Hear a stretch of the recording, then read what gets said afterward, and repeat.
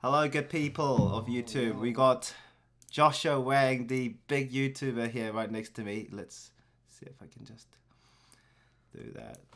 Such a cool setup. Mm. Is one mic enough for two people? Pretty much. Yeah, so I put the mic right here, so it should be fine. Okay. Yeah.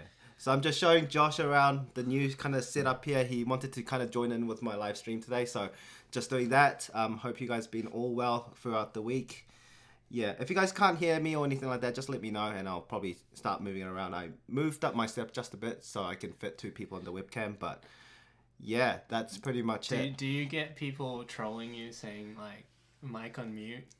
Mic on mute. Oh, no, I don't have people trolling me. I have people like who say random ass things, Yeah. but you know, like no trolling though. It's good. That's good. So right now we have 5 people. No, so we have the number here is the Oh, we have 11. not that one here. So that's sometimes it doesn't refresh properly, but that's pretty much it.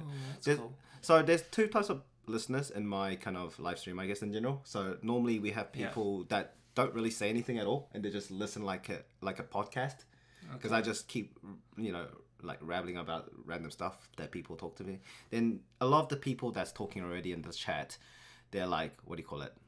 Yeah, a lot of the people in the chat already, they're kind of my regulars. So a lot of these people I know who they are because they've been coming to my live streams or videos for like more than a year or so. So yeah, we got a lot of people here. So yeah. So yes, Sub Bradley, good to have you in the live stream. Leanne as well. Toto. Who else do we have? We have pretty much that. Jay. We got Leanne, who's one of my like popular regulars here. I'm so fangirling right now. Hi Leanne, how's it going? I can be more chill on a live stream than my videos, I think. Yeah. I mean, it feels more chill. I like it. Yeah, it's definitely more chill, right? Yeah. Because like like a video is like it needs to be a bit more professional, like, and also I guess you talk a lot about actual like analysis and like proper finance stuff, like where my channel's more focused around casual talks, and especially the live stream, they're very banter, like, so it's like it's not too serious. There are people that ask us like technical questions or stuff like that, or like, what do you think about this market? Then I have these kind of like links here that like simply Wall Street or Sharesight, watch list, even crypto. I just have it there just so we can crypto's just having a bloodbath right now. Yeah.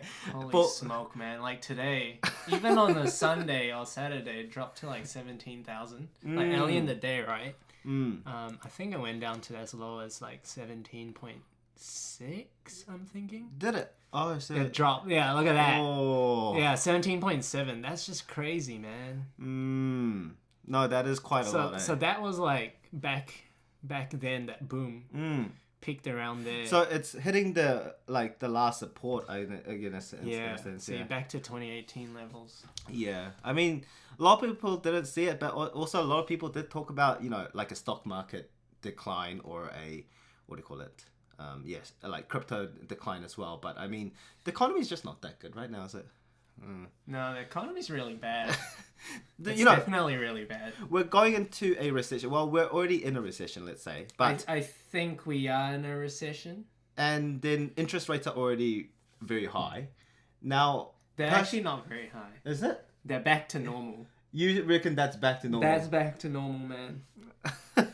Josh says that it's back to normal, guys. We're screwed. Whoever has a mortgage, lock it in for like the next 3 to 5 years, because man, apparently it's back to normal, guys. This is the new norm. All right, so let's just look through. So normally how I go with the live streams is that I just go through the chat and just try to keep it a bit more interactive, I guess. So basically, really care about stocks anymore. I'm just here to talk to people. Yeah. So who else do we have here? So we got Jay, we got Sohan, good to have you here. Cameron, my moderator. So he's Sup, Cameron? Yeah, so he's been with the channel for like he's a good guy. He's a good guy, man. He's a GC. So he lives down in Taupo. Do you pay him? No. I mean, he just comes online, but there's not much. He's one of my loyal fans, I guess, and he's been with me for like since 2020. So I guess Yeah. like I just gave him moderator, but there's not much to moderate, right? Like because chat's Yeah. not that fast, and I guess we might get more people closer to like 8 because it is still kind of like finishing off dinner time. So I do peak around 8:30 normally, let's go. but we should be fine. I think. Yeah. So. Yeah, the Leanne talk about 15% down on principles on KiwiSaver. But are you down on your KiwiSaver right now? I haven't checked in a while actually. So the last time I checked was probably like 2 months ago, and I was down like 5 or 10%. Oh really? Yeah. I'm down 20% right now. Let me just check it right now. That's how much I care about my KiwiSaver. Oh really? Well, you know, for me, I like my KiwiSaver is actually nuts because, man, I'm down 7.7k. Wow, bro, that's crazy. So Juno screwed up a lot recently. I was on Juno growth, right? Because Juno was the best performing one like a few years ago. It's flipped. It's 25% down right now. Yeah, that's expected actually. I mean, that it shows you how like what do you call it? Active they were. Like they're very aggressive with their What's it they say? Past performance, not future performance. No. It's not past performance is not an indicator of future performance. That is correct. And I think why Juno was so successful in the past was because they invested heavily in A2 milk. And when A2 milk stopped performing, Juno underperformed. I think that's what happened. True. And I guess they would have put a lot of allocation towards A2 because they were such a big company. No one would have expected. Oh, okay. My KiwiSaver is down 4,200. Which is... so my current balance is 22,000. So it went from 26 to 22. So how much is that? That's like roughly under 20%. That's a 15% drop. Yeah, 15. Yeah. That's not bad. That's Actually, not bad. That's so good compared to like my own portfolio performance. Yeah, because dude, like my Juno went down from 32 to like 36 right now, but also this one's the you know the good old Sharesies portfolio. Man, I'm down like 50% basically. Yeah, but you have like high risks. I definitely have higher risk. You have BlackBerry. Mainframe, I should have sold it, but well, that's for my content, so I don't. That's just random stuff. But Plexure, I mean, I guess you came out at the right time because you sold Plexure a while ago. I sold it when the CEO left the company, Craig. Mm. When he left, I was like, all right, I knew something was not going to plan. That maybe they had a project or a contract that they thought would close out but didn't. So Craig felt like he had to step back. And I think also looking back now in retrospect, we saw that the task came in and took reverse takeover. So I think there was some power struggles there as well. So my thesis changed and I sold out. I think the rest, my last parcel at about 60 something cents, 69 or 70 cents. And how much is it right now? It's like yeah. So I must have got out around. Oh, actually, you got out quite a while ago. A while ago. Yeah, because this was the downfall, right? And you can see I haven't bought much since. And yeah, these like are very, I don't know, like, man, it's kind of crazy because I mention it all the time, right? I used to work at this place. I joined Plexure back in 2018. And then you left when it dipped. I left and it dipped every time I left. So Jack Choi left here, right? 10. Yeah. I left around here. Yeah, I left around here. Then that's what happens, man. When you let Jack Choi go, you can't let him go. Otherwise, everything just turns downhill. Like pull up Spark. I'm sure that fell as well when you left. No, I'm pretty sure it did. Oh well. Oh, okay. It fell a bit. I told you, Spark dropped when you left. That's true. I mean, technically it did dip after I left, All but right. man, all right, okay, give Come me a on. second. Okay, so what are we up to with the chat here? So people, you'll see a bunch of people talk about Wagyu, me needing to shout people KBBQ. I don't know why. Why do you do that? Why do you need to? Well, hey, Josh, I'll ask you right now in front of everyone here. If your viewers asked you to do a meetup, would you do a meetup? Depends how many. What would be the minimum number of people you need to start up a meetup? I'd say like 10. At least 10. But would you do like if you had enough like like people coming, would you do like a more formal one and like do like a seminar in front of people or something? I mean, depends, right? Lots of people go to meetups for different reasons. Like, are people going to meet you to get your autograph, or are they going to tell you how crap your stock picks are? You know, like. You know, like there's two different things, right? Like if people say like, oh, I want to get some investment tips, or you know, stuff like that, or just general finance like questions they have, then yeah, like more the better. But like, yeah, I don't know. Oh boy, yeah, I don't know. Someday you guys might see Josh talk at a seminar. Someday you might not. You know, we'll see how that goes. I'll be keen though, like. But I think it's getting a bit trickier now with like FMA and stuff. Right, because you don't want to go over the boundaries of what they. Yeah, FMA is really strict nowadays, I think. But it's only when you give advice like if you're giving people professional advice or like actually making people buy and sell stuff, right? Yeah. But we don't really do that though. I mean, we always have a disclaimer, right? Like, sure, I mean, you're actually a financial analyst. I'm not. But, you know, either way, we don't want people following us just because we're YouTubers or something like that. Do you know what's happening in Australia? What's happening? So they're going after finfluencers. Oh, really? Yeah. In Australia a lot of people had to pull down their videos. And what's the main reason for that? Like, how did they cross the line? No, it's just because the FMA equivalent sort of like tackling influencers. So I think a lot of it has come from what's happened over the past year, right? Lots of retail investors coming into the market, and then you have people going on TikTok and YouTube telling them to buy Dogecoin, and then they bought it and lost a bunch of money, and now the FMA equivalent in Australia is like, no, we don't want this anymore. You either get your license or if you continue, we can take you to court and stuff. But those people actually influenced people to buy and sell stuff. Yeah, well, it's a bunch of people with like, you just need a small group. Yeah. That have maybe bad consequences to their actions, and then that will influence the whole thing. So yeah. So what's that about? So that's my audio interface. I'm just checking the volume on the red bar, yellow bar stuff. Yeah, so if it's a bit too small, then some people might have a different experience. So I'm just bumping it up just a bit. Okay. Wait, so let's just go through what else do we have here. So we have Andre. Hey Andre, good to have you back on the live stream.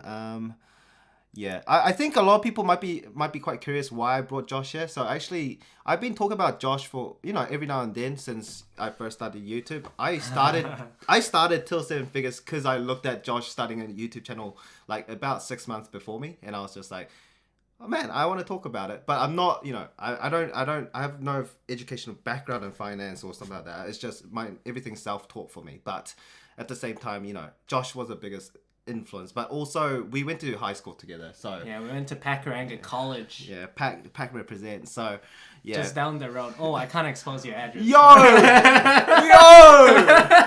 Okay, I mean to be fair, my viewers know I live in East Auckland, but that's about it. Yeah. So I mean that's fine. So I still live in Pack, so I mean that's fine. I'm not gonna tell you guys my address because I don't want my car being exposed. So the reason why I'm here is to get a little bit of exposure with how Jack does his live streams, and I watch once in a while. I comment when I'm watching, and then I thought it'll be quite fun to just join in because like the market's been crashing, and it's kind of like like you don't want to really look at stocks too much, but then you want to have bants with people that are in the same boat struggling with you, and I think it's quite nice to have this like sort of support group.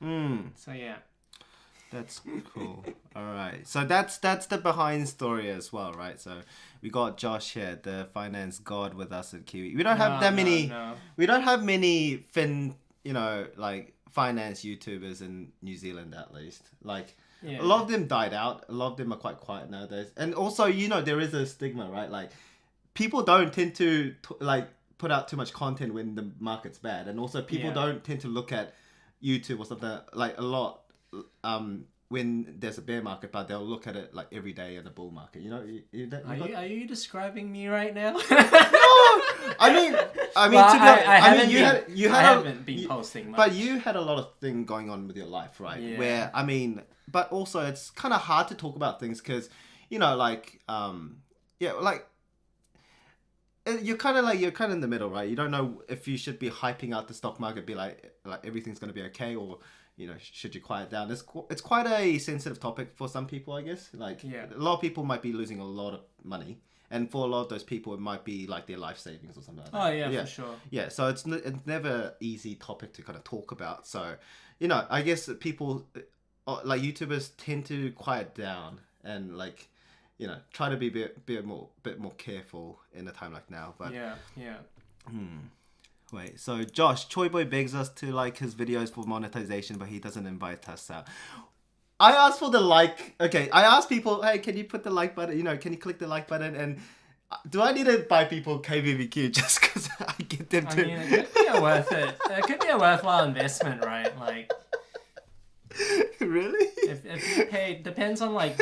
So this is all about like your customer acquisition costs. Wow, I need to pay to keep my viewers. I would rather buy my viewers then. $28 for KBBQ, right? So that's like $28 cost of acquisition. Not bad. Oh man. I don't know about that. Whatever. All right, so we got Bradley. So Bradley, you think the energy companies are going to do well out this energy crisis? Are starting to go through. So what do you think about energy companies right now? Energy? Do you mean like gentailers, or do you mean like oil companies? No, Genesis. Meridian. Mercury. I'm not sure actually, because on one hand, energy prices should be going up now. They are definitely going up in Australia.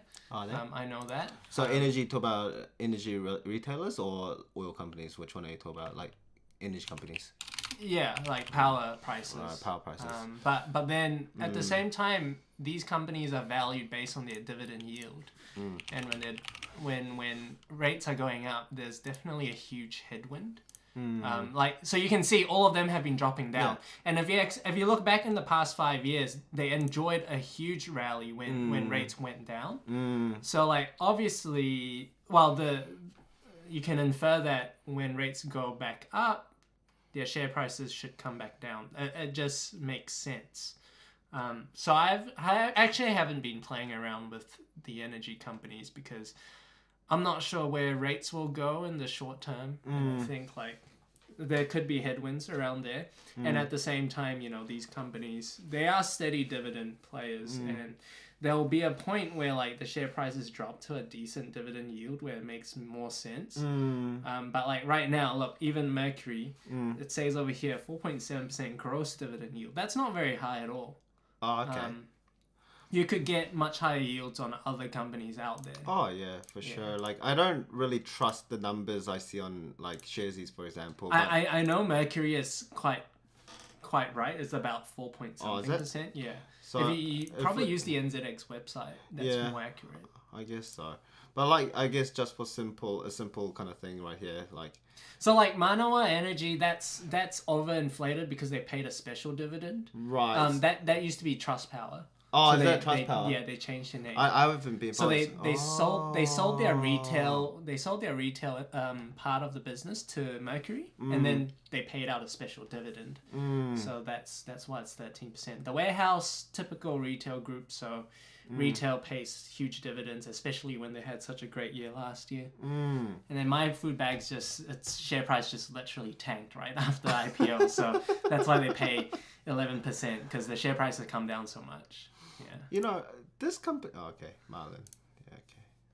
Yeah, it's quite interesting. I mean, I always tell people, like when people ask me what would I buy in a time like now, especially in a bear market, I'd say like people normally would switch over to like dividend stocks in a time like now. But at the same time, what would you invest in a time like now?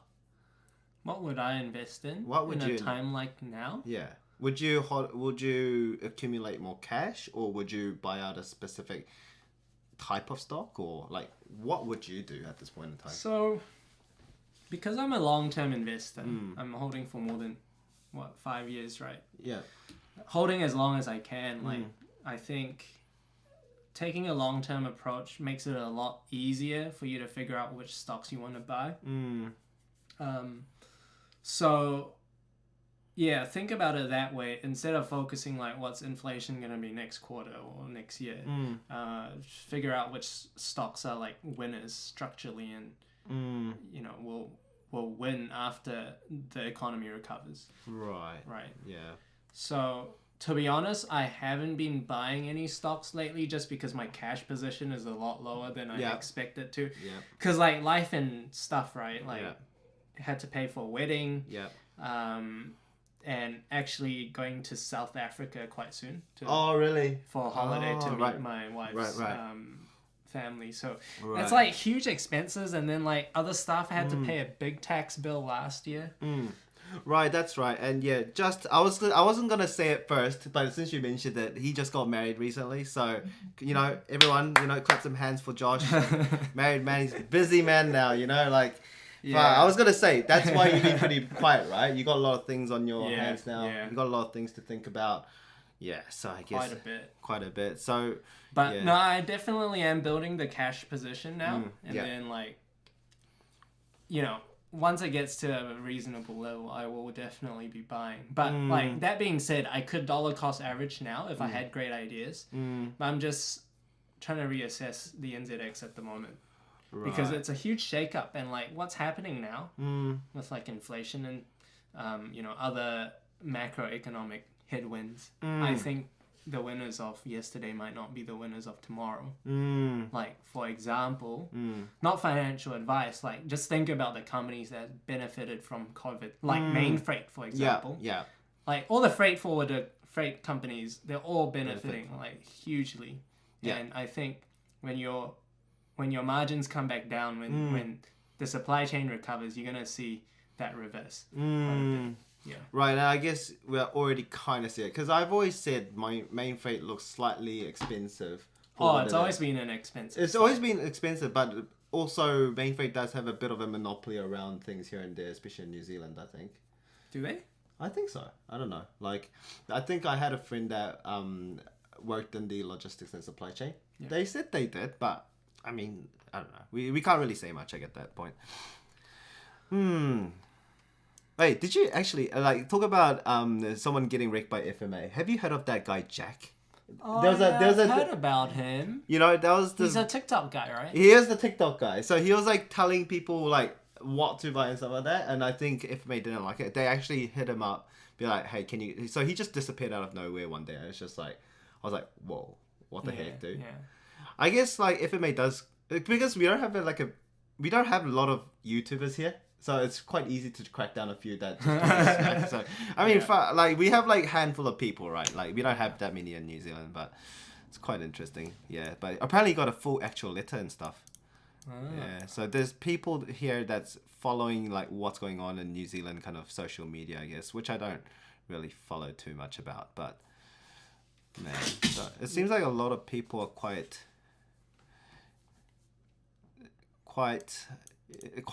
interested to see you here, actually. Nice to see you too, Doran. Yeah. Hey, Doran. So let's see who else has joined. So Doran, Robbie, good to have you here. Who do we have? William B. Blank, good to have you here as well. All right. What do we have here?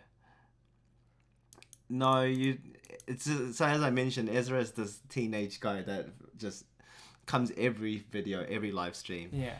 He's like my biggest super chat. Is he out today? Why is he out tonight? Don't know. Okay, I'm out. It's not the same this week. Yeah, because he normally just comes in to chat with me, I guess. But we're talking about like, yeah. But this guy, he's always here like giving me super chats. But nice guy. Nice guy. What a GC. Okay, Bradley. I mean, bear market are when real money is made if you buy well. Yeah, but how many like? Out of all the investors, how many percentage of investors would actually benefit from a bear market? What would you say? How many people I would mean, actually. it depends how much cash you had going into the bear market. True. So you're saying that people who had like a heckle of they're sitting on a cash pile, they're like Yeah, enjoying if you're themselves. Warren Buffett, Right. if He would have been buying stocks right now. yeah, right? he's buying. He's buying, right? Put in like 40 billion last quarter or something. That's right. I Yeah. did read about that, and he's quite interesting. I think. Do you think Warren Buffett is still a good investor, or do you think his strategies and his kind of ways of investing is quite outdated in the modern world? No, I think he's still a great investor. Because you're more aligned with him than hype investors or growth investors. You're not a growth. You're not like a strong. No, I do invest in growth. I do. I know you do, but you're not like a modern our generation kind of investor though. I mean, I do have some riskier stocks, right? Sure. But like, yeah, I try to keep it a relatively small proportion, like less than like 30%. Yeah. Where I'm saying like our generation investors nowadays would have like at least 50 to 70% like on like high risk investments. Yeah, it depends how much money you're putting in, right? If you're putting in money you can lose, then sure, yeah, go ahead. But yeah. Yeah. Depends. But when you say long term, right? What is long term to you? How long is long term? As long as possible. Because a lot of people, what people would ask me in a time like now, they're like, they're asking me how feasible is it to do like short-term gains and like buy discounted stocks and wait for it to go up like I don't know if they're waiting for like a dead cat bounce or something like that, but like they're asking me, is that okay to do? I'm like, no. But that's what people are feeling the need to do right now because they lost so much money. They're like, oh my goodness. And for a lot of people our age, or like anyone who has never experienced the bear market, which the last one was like 2008 proper one, then it's quite a new experience for you, right? So people are just asking, how do you cope with this loss? Like I tell them long term, but sometimes it's not that easy because it's your first bear market. So yeah, I think if you are worried, or if you're like sad, or you're panicking, or you're feeling anxious about your portfolio going down, then it's a very clear sign that you had way too much invested. If you feel pressured by it. If you feel pressured, or if you can't sleep at night, then you definitely need to adjust your risk tolerance, I guess, in terms of your portfolio. Right. Yeah. So people who have invested, like didn't have high expectations to like just become a millionaire like the next day, I guess. Like for people who are looking at the long term, they wouldn't be worried about worried about the current situation, I guess, with the markets, right? Yeah, I mean, it's good. I mean, the current situation looks like it's gonna be dragged out. Just because we haven't had, we haven't had a long sort of recession in a while. COVID didn't really count. No, that was a flash drop. That was too fast, yeah. It was March. It was just 1 month. It was just flash drop. That's not a bear market. Yeah. Yeah. And I think this is good because it gives you opportunities to buy over a period of time.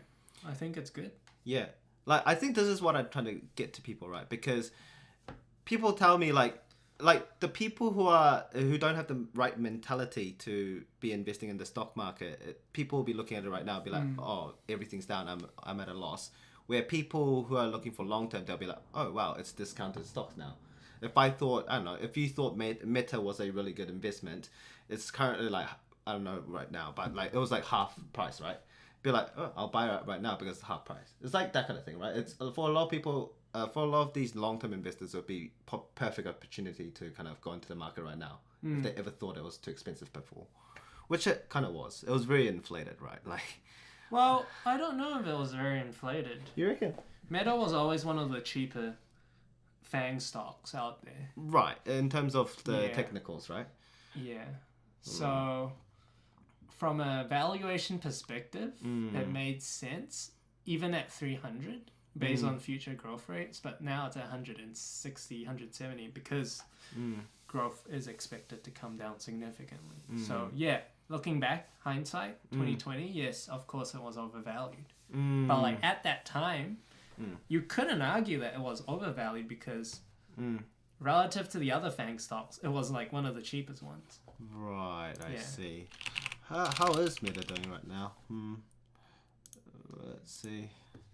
Yeah, it's still quite down, but yeah, Meta is my second or third largest position. oh, is it? Do you have Meta, huh? Yeah, so I lost a lot of money on Meta. Oh, yeah. But it's not just Meta, right? I guess a lot of these big companies, other FANG companies did drop as well, but we would have seen a lot of drops in the second tier kind of tech companies like Netflix, Spotify.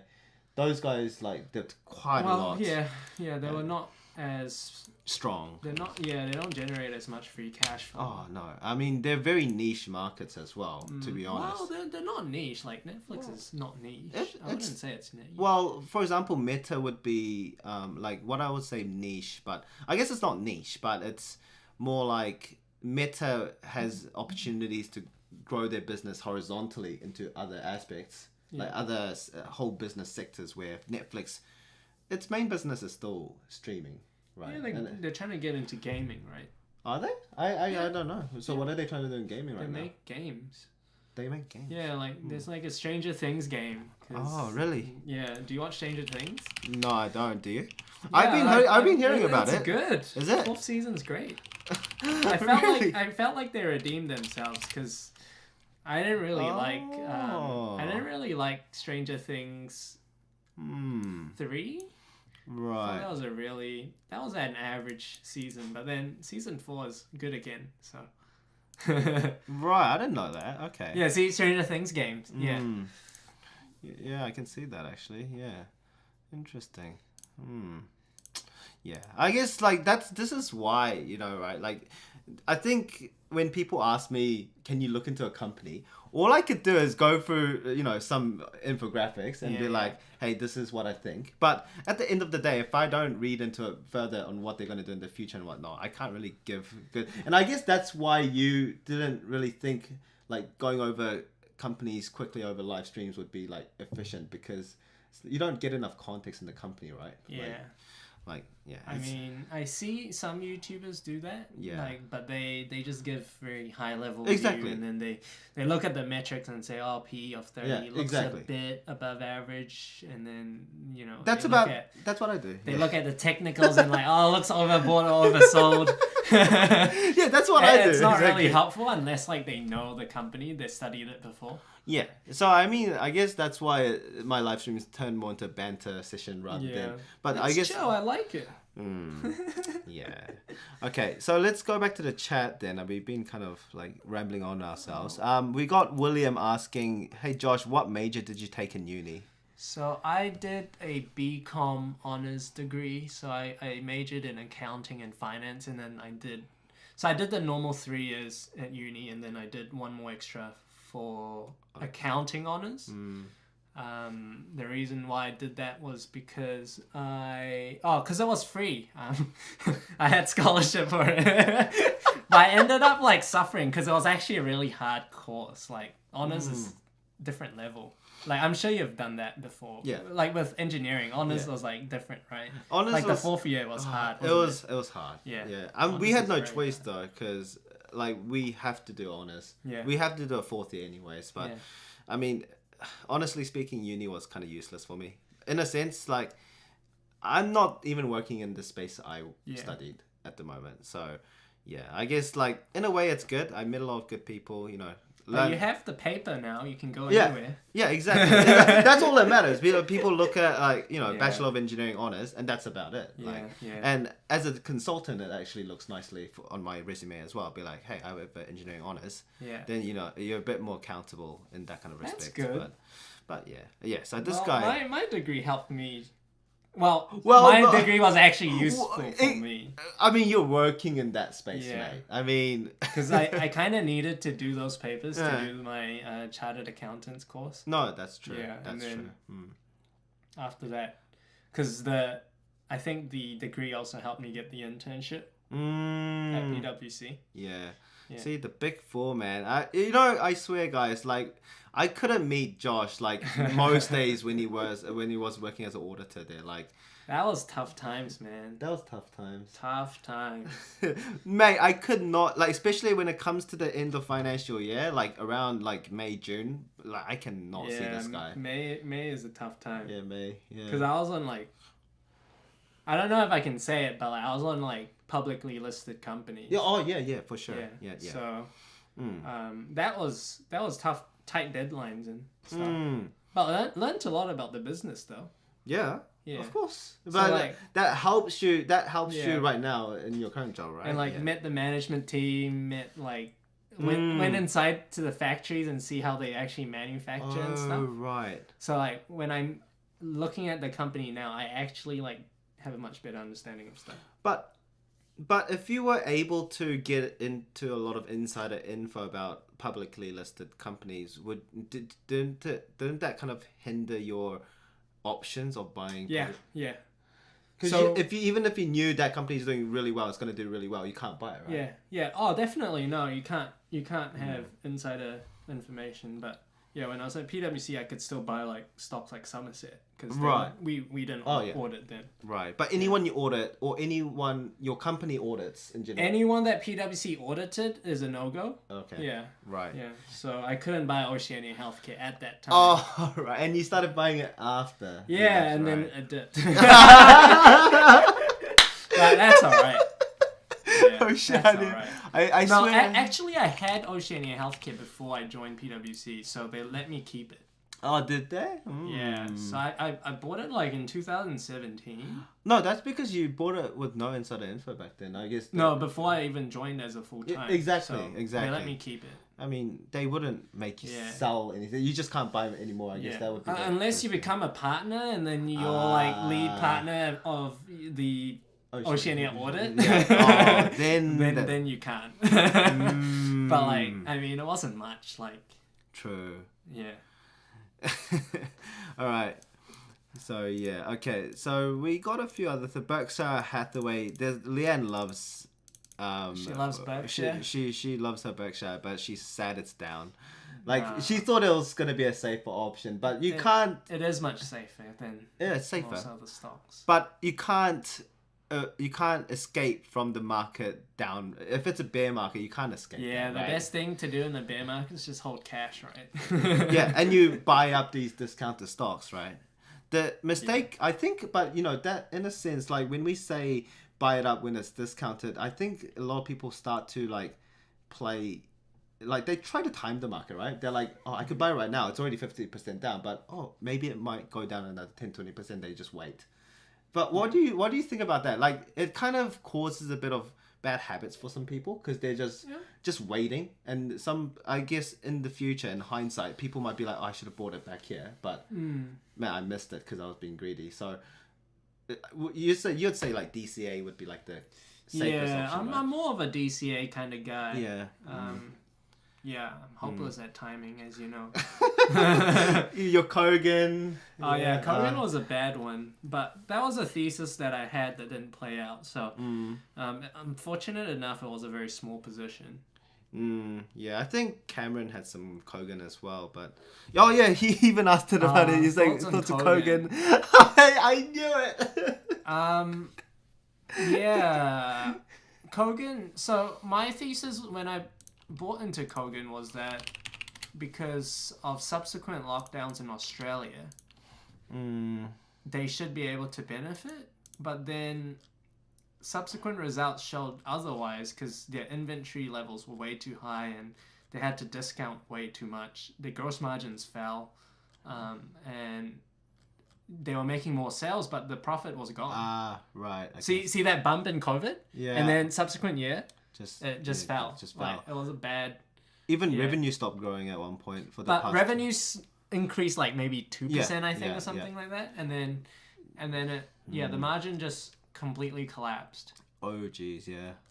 Yeah, That's and then not at the same time, you have a management team that's like issuing themselves huge amounts of options. Right. Yeah, so that pissed off a lot of shareholders, I think. Bro, their debt equity went from 0 to like 43%. Yeah. Gee, and what is happening? Oh, here? I think that's because they had the Mighty Ape acquisition. Right, I see. They financed it with debt. Mm. But yeah, I've sold out of that of Kogan. Yeah, I think it's a loss making company again now. I think, and then yeah, it's a stock that I think will struggle. Yeah, and I think recently as well, their I don't know. I read something that their traffic has been down. I think year on year, so not doing too well in that space. Yeah. It's more of a speculative stock anyway when I entered into it. So yeah, I mean it's not a big cap. So yeah, it wasn't a large position either. Yeah, so I sold out. Yeah, I sold out at a big loss, like 60% loss. But if I held on, it would have gone even worse. So is it 280 now? Yeah. Yeah, I sold out at like 480. I think. Jeez, and it dipped even further. This is another Plex share of Australia, really. Yeah. Kinda, yeah. Yeah, you'll see a lot more of these. You'll see a lot. For sure. Yeah, I've been saying like you'll see a lot of zombie companies in the next coming years.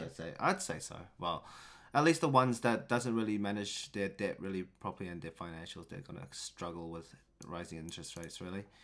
Yeah. Bradley asked, how would a company like Heartland Bank do? Heartland Group. Yeah, so my last update I said something about Heartland. It was about how I trimmed half the position in Heartland because of fears of a recession, I think. And we're starting to see this now. House prices in Australia are starting to fall. Yep. So then you have people that will be less willing to take out a reverse mortgage. So Heartland's portfolio, I think a quarter of it is reverse mortgages, and then a quarter of it is like vehicle finance. And I think those are areas that will struggle during a recession. Yeah. And we've seen the big banks in Australia also take a big haircut in the past month, like Westpac, ANZ, CBA and NAB all falling like huge amounts in the past week because the RBA raised their cash rate by 75 basis points. Yeah, I saw that one. Which was a surprise to the market. Because they were expecting like what? 50? They were expecting 40. 40? Yeah. And they raised 75. So then all the banks dropped, right? Because, yeah, in the rising rate environment, banks should benefit, but like that thesis is completely... I wouldn't say it's completely wrong, but it didn't play out. It didn't play out that way, no. Because when you have rates rising so fast, like the risk of bad debts is much higher. But is it worth the dividend yield though? I mean, the dividend yield will adjust if they earn less money, right? At the end of the day. Yeah. And yeah, there's a few headwinds going for Heartland Group, I think. But I mean, if you're holding this for like dividend yield, then maybe it makes sense. But yeah, and you have to remember like banks don't really do too well during a recession in terms of like their beta to the market. So banks are very sensitive to economic conditions. If like in COVID, you see all the big banks drop by half, right? Because they have high COVID and high economy beta, I guess, like correlation. So beta is like correlation. So a beta of 1 means you move according to market. If you have a beta of 2 means you move twice as much as market. Right. So high beta to the economy. If the economy does bad, then banks also do bad. It's a proxy for the economy, right? Right, I see. Yeah, makes sense. Okay. Hope that answers your questions though. Whoever asked that. Bradley, is it? Yeah. Okay, so Steve-O, we're beyond on chat, guys. So sorry if I'm missing some of your chats this time. It's a bit different live stream today, so just bear with me, guys. I'm just trying to get through a lot of chats here. I see like half banter, half not. Just trying to be a bit more, make it a bit more productive. We don't always see Mr. Josh here on the live stream, so it's just be mindful of that, guys. So I think I saw something. Yeah. So Steve asked just a bit earlier. What's your plan on crypto at the moment? What do you think about crypto in general? I want to ask you what you think. Oh, Because you're the crypto guy. I kind of got you in. Well, I didn't get you into crypto, but Josh used to ask me about crypto back in the days, back in 2017. Yeah, I was a skeptic. Yeah, you're a skeptic, and I was just like, bro, this is the future. And Josh was like, are you sure, mate? Like, it was that kind of vibe, right? Then eventually, he did get into some crypto eventually, but Yeah. I mean, I don't know. Like, for me, right? Like, because I've been through like the 2017 bull run, but I've also been up it. I've also been down it. Yeah. Anything like that's why stock market is so easy for me to handle mentally or emotionally, because I don't care about 50-70% drops. I've been through a 90% drop. Like, what more can I fear? I did not sell out my crypto then. You know, sure, I'm still profit, but you know, at the end of the day, like, I don't care about any of these nonsense. And if it's like, this is the mentality, right? It's like Bitcoin is below 20K right now. All I'm thinking is about, okay, I'm going to save up a bit more cash and I'm going to buy some crypto. Like, that's all I'm thinking. Yeah. It's not that, oh, crypto's dead. Like, I think it's like the same thing every time, right? When we're going into a bull market, they're like, oh, okay, everything's going to go up. We're going to be millionaires. Then when it's a bear market, they're like, oh, crypto's dead now. It's the same cycle. It's been like that for the past, like, many years. But I guess the counter argument to that is like, well, crypto's only ever been around during a market bull run, right? You know, you talk about the economic run. Right, yeah. Oh, yeah. okay. Right. During a bull run, like for the Sure. economy. So we don't actually know how crypto will do during a bear market or an extended recession, you know?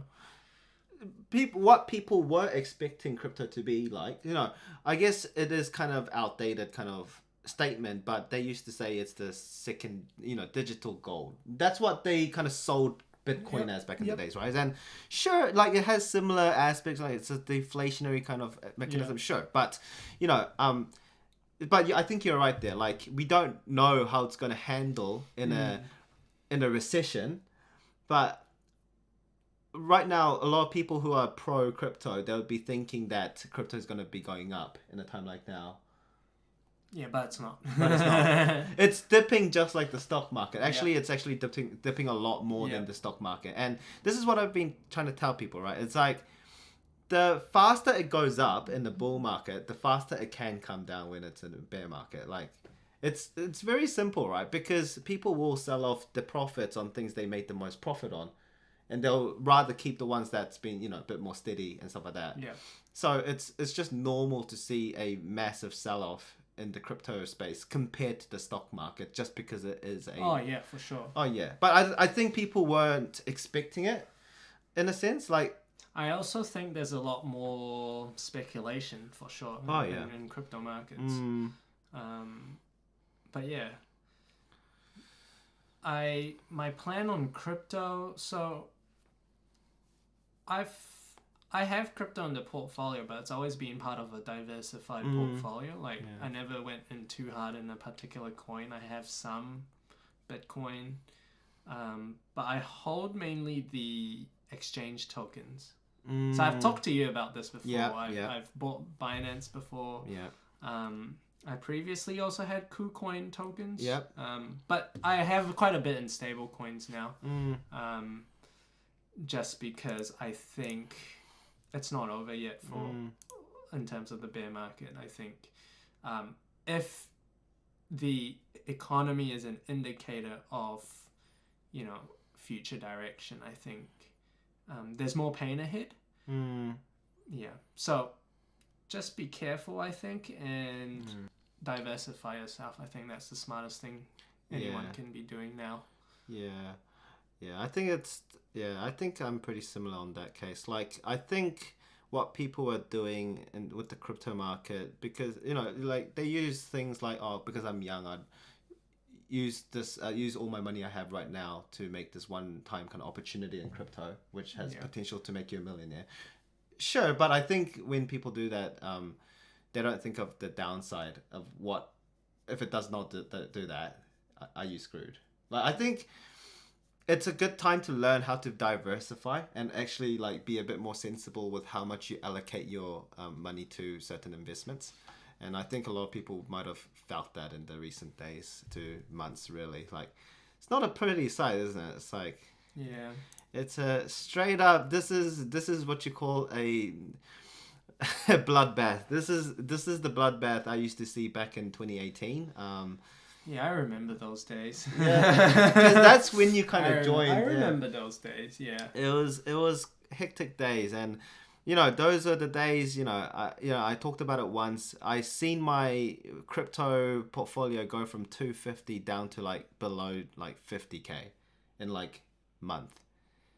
That's how like that is life, really. And sure, I should have sold it back then, but who knew, right? Yeah. And well, I was also very young, not very experienced with big money. What would you have done with all that money? Man, you know what? Like, if I sold that 250, I would have literally ruined myself. I would have spoiled myself. Yeah. Because back that was 2018. That was when I was around 21, 22 years old. Yeah, I remember. I started working. My salary back then was 43K, guys. 43K, and imagine just having 250K worth of crypto just sitting there on New Year's, and this guy freaking messaging me, and we're just like, I'm just showing screenshots to Josh, be like, hey, I have more than 200K, and we're just like, what? And I was just like, oh gosh, if I like imagine this, 43K, 22-year-old, and I was still very materialistic. Like, I want to buy nice cars, want to shower myself with like luxury goods. You know what's gonna happen if I had 250K to spend, right? Yeah. Yeah, and I could have, I don't know, like I'm glad I didn't actually. To be honest, it kind of made me more sensible with money and kind of think about it in a different way. I'm not very money driven as I used to be. So if I have 250K right now, that disposable cash, I'll use it a lot differently than how I would have like back 4 years ago. So, at the end it worked out nicely, but it is kind of sad that I don't have that 250. Now you're earning that in 2 years, right? What? I did not earn 250, guys. Jeez. In 2 years. In 2 years. Okay, Okay, that's true. I think I talk about my salary. Big boy salary here. Yeah, I mean, I'm transparent with my salary, so I think you guys know I do make around mid 100K kind of range there. So, but I guess. Yeah, I think that's one thing. That's another topic for another time for me to talk about. But it's quite interesting how your perspective of money changes as you earn more, I think. Yeah, I think so. But like in terms of spending, it's not really gone up. Like my spending's about the same as it used to be. It inflated a bit. So I always talk a little bit. Yeah. A little bit. So yeah, for example, like. I think so my budgeting sheet right here. So I think I've shared this with you guys before, but I have a little budgeting kind of thing. So I practically try not to use more than 30% per year of my net. Wow, you're on 130,000 base. Nice. It's a really good salary. Big boy salary right here. Yeah. And that's how I budget it, but this is definitely higher. But also I pay for a lot of the things in the house, but at the same time, I try not to. Sometimes I do go overboard. Is this a monthly thing? The numbers? Yeah. Yes, these are monthly. Yeah. Ah, okay. Yeah. So I kind of do this, and I kind of have this shield here as well. Man, what is this? So if I have this much right now, if I start here, then how much would I have in the future with that spending kind of pattern, and I adjust my spending depending on what goals I have in the future. Yeah. So if I want to have a house deposit by, I don't know, here, then I play around with these numbers to see how I can achieve it. So I'm that kind of guy. I'm like the planner guy. So yeah. So it's like that's cool. Yeah, but it makes me more sensible with money because I earn more money. Because, like, remember that 250K in crypto, I did nothing to earn that. I just bought and hold. You just got lucky. I just got lucky, very lucky. Yeah. And sure, at the end, I didn't even sell that. But here, this is hard-earned money, which I'm pretty proud of my work for. Like, I'm gonna spend my money a lot more very wisely compared to, like, for example, like using money off like winning the lotto or something like that, right? Yeah. It's a very different kind of money, let's say. Yep. You wouldn't have respected it as much. No, definitely not. And Yeah. I think that's the thing, right? Like, man, it was crazy days back then. All right, we got Tusky here. Haplomage, good to have you. Yo, on the sup, live Haplomage? Tusky. Tusky. Let's So go. he's got 2 YouTube channels, YouTube accounts, and he's one of my regulars here as well. Yeah. Came around the same time as Cameron, so He posts quite a bit on. He comments on my videos. yeah. Too, Oh yeah, you would have He's seen a him. good guy. Yeah, so Pumping up those numbers, man. wait, so Cameron, so I have a brother, BAN. What is this? Okay, so I have a brother. Nah, that's all good. So I have a brother, BA in science with ons. He's Christian now, a young Earth creationist, and he has an ons. What the actual? Wait, what are you trying to say? I don't understand. But yeah, I think, yeah. Wait, so I'm okay. Sorry. Okay, I don't know where that came out of. Okay, anyway, Jared, good to have in the live stream. Okay, who else has joined since then? So we have. Okay, so we'll just go through the chat real quick. So, Jared, hey, are there any good tutorials on declaring your crypto tax on IRD? You know, crypto tax on IRD was always a mystery for a lot of these people. Yeah, I think I definitely see a lot of people asking about crypto tax. Yeah. But I think there hasn't been any really good tutorials just because the law has been changing quite quickly. And depending on which accountant handles it, they'll handle it differently for each. I think they would handle it similarly because there is guidance by IRD. Oh, yeah. But like, yeah, it can be a lot of work to get to the amount that you need to pay. Like, especially if you're trading heaps. Oh, yeah. Because like each trade, like technically is a sale and yeah. It's a bit of a hassle, right? But, like there was 2 main, on a very high level, there were 2 main guidances, right? So one was, like, there's 2 main things that people are stuck on is either treat it more like property or treat it more like income. Well, in what way? Like when you sell off your crypto, would you... Oh, yeah, they say for most people it's income. Income, right? Yeah, so most people are traders in crypto space. Yeah, I guess so. So... I mean, yeah, it's just, that's why I'm not selling, guys. I just don't want to go through that. Just whatever, dude. Like, just keep me out of that. I just want to see a day where I can just use my crypto in peace, and that's it. That's my dream. All right. So where are we here now? So,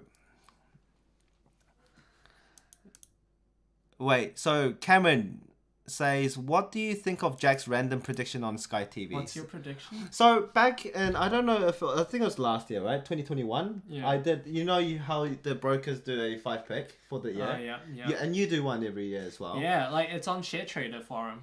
Yeah, so you can see the performance. It's terrible, eh? Like everyone's performing badly this year. you can navigate. I'm not quite sure. It's in the NZX page. And then it's this one over here. And the guy who organizes it usually publishes the results. So he hasn't published for this week yet. Right. But this was last week's performance. And you can see like everyone except like a few people are under green.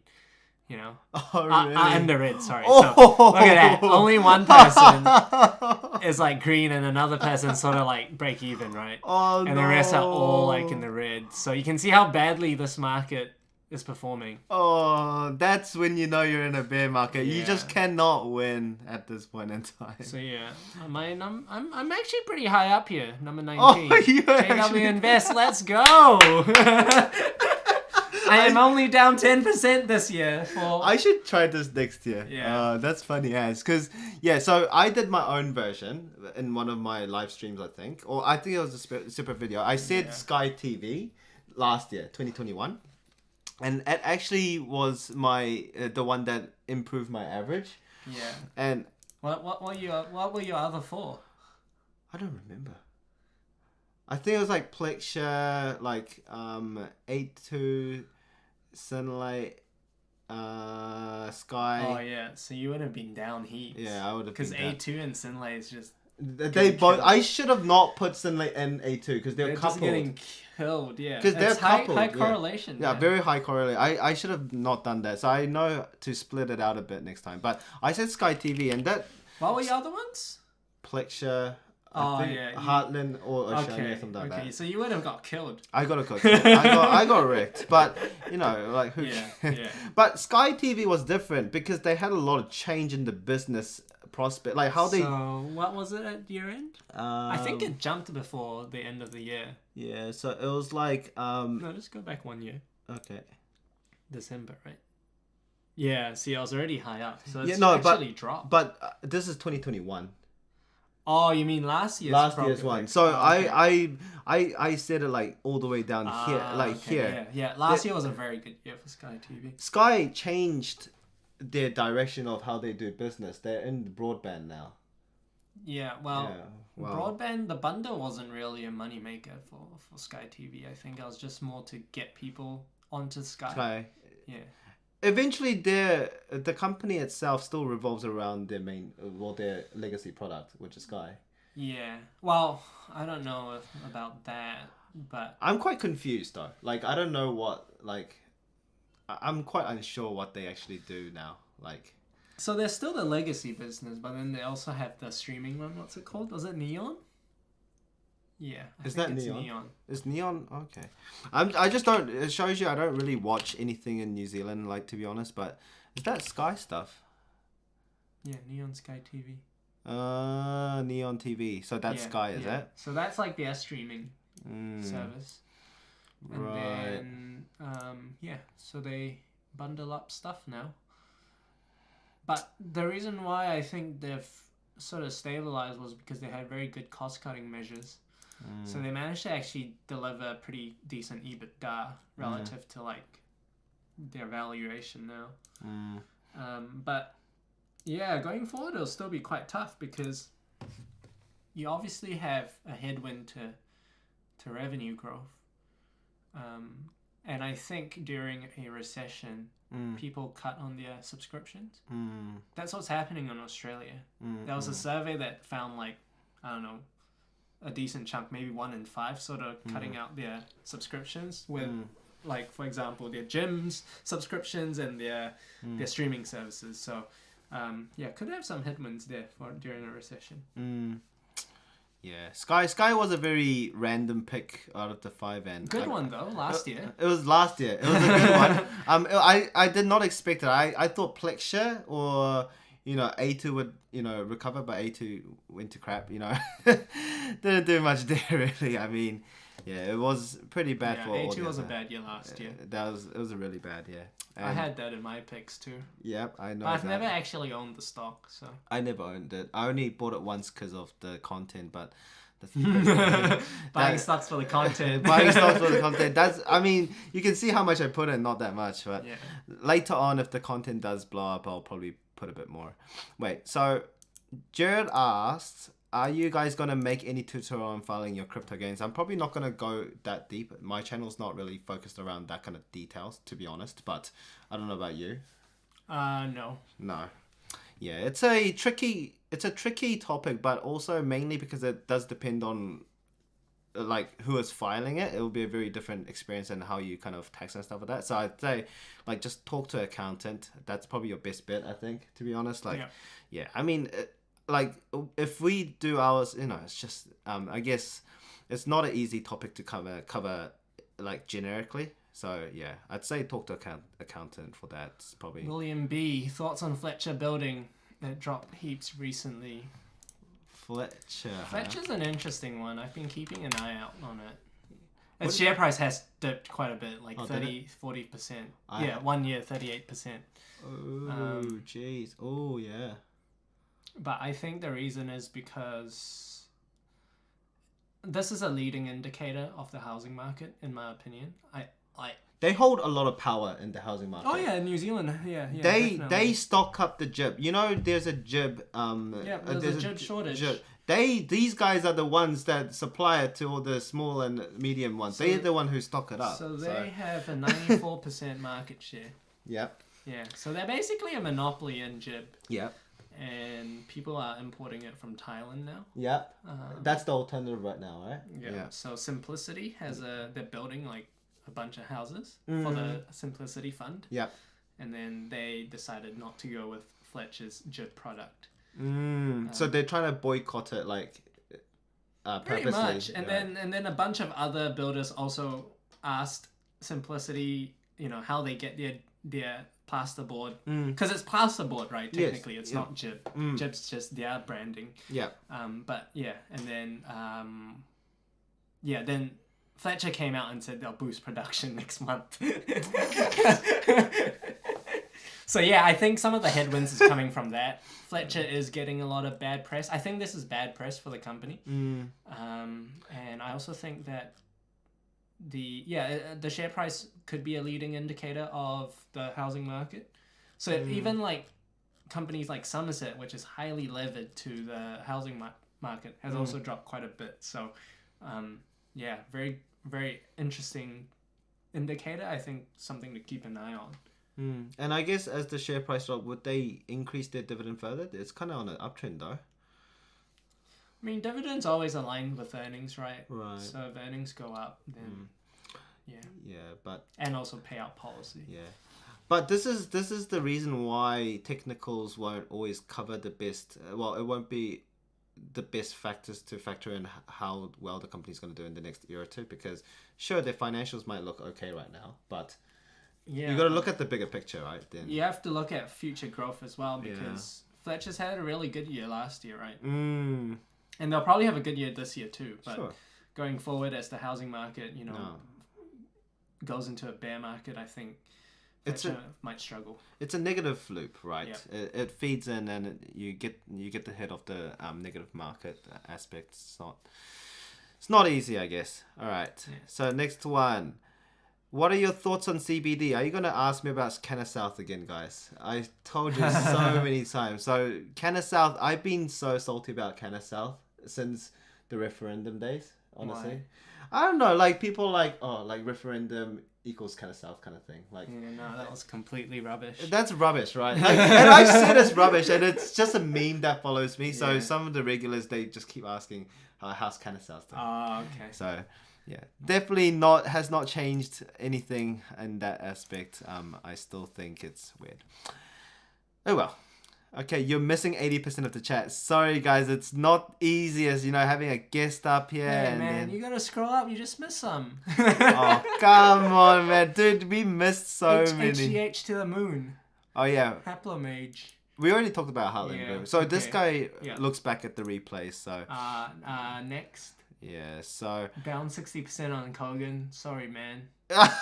Feels bad, I know. All right. So thoughts on NZME, the company, is buying back shares and paying a nice dividend. So what do you think about companies doing a buyback and paying a nice dividend right now? Wait, actually, let's go. That could be good because share prices are falling, so you'd rather buy back low than buy high, right? Yeah. So you think that's a pretty good... Yeah, but I don't know about NZME because its share price had a huge run up. And yeah, valuation for NZME has always been quite low. But they still... Yeah, I don't know. I haven't really looked much into the company, but yeah, it looks like a company that's spending quite a bit on buybacks and also paying a decent dividend. They don't have a debt anymore.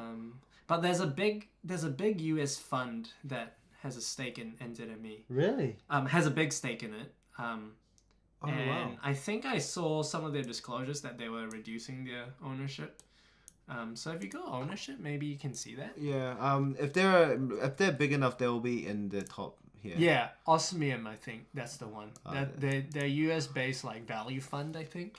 Man, they hold a decent chunk. Yeah, and they're recently selling down, I think. Yeah, you can see that. So you'll see some headwinds in the share price just because someone so big is selling a company that doesn't have very much volume. Oh yeah. This stock doesn't have much volume at all. No, heck no.